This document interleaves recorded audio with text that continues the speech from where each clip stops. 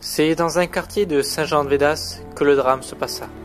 Une chèvre fut la cause d'une fusillade entre deux voisins. Sous prétexte que la chèvre de M. Navarro était trop bruyante, Serge Colombo décida de tuer la chèvre à coups de fusil. Mais Alain Navarro, malheureusement, s'interposa entre l'arme et la chèvre. Les chèvres de Navarro, étant bien gardées, n'a pas suffi à stopper les intentions de son voisin. La police locale explique les faits. Nous avons monsieur Colombo et monsieur Navarro. Donc monsieur Colombo en avait marre des bruits intempestifs des chèvres de monsieur Navarro. Et un beau jour, à force, il a essayé d'appeler la police de Montpellier. C'est pas trop ça, donc personne n'a rien fait. Et un beau jour, il s'est levé, il voulait faire cesser la chèvre. À sa façon, monsieur Colombo est un chasseur, donc il a des fusils chez lui.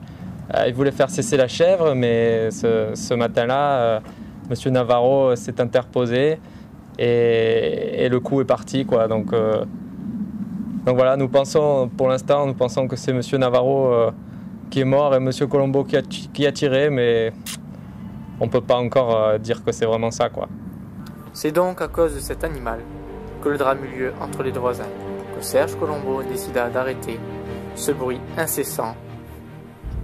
Un ami chasseur de Serge accepte de témoigner sur les faits. Nous le retrouvons dans son lieu de travail. Je pense que bon, la dispute entre Serge et l'autre là, et Navarro, quoi, bon, c'était une dispute un peu à juste pitre, je pense. Voilà, après, qu'est-ce que j'ai dit, ce que je sais, quoi, c'est que les flics vont faire leur travail, quoi. Et ici, ils sont assez compétents, je pense, les flics d'ici. Enfin, sur ce, je pense que le mieux, c'est de ne pas avoir de chèvre. Ça cause des problèmes, et après, on ne sait pas c'est qui les tueurs, quoi. Il laisse donc une famille et un troupeau sans père. C'est pourquoi son fils, Navarro Junior, reprend le flambeau, malheureusement, un peu trop tôt. Et vous imaginez bien, c'est très difficile, mais c'est pas finalement ça le plus dur. Imaginez-vous, nous ici on a plus de 60 chèvres. 60 chèvres, elles ont subi un traumatisme énorme, le coup de feu. Elles sont devenues folles, elles font encore plus de bruit qu'avant, c'est limite invivable. Je rejoins presque l'avis de monsieur Colombo, il est allé trop loin, c'est certain.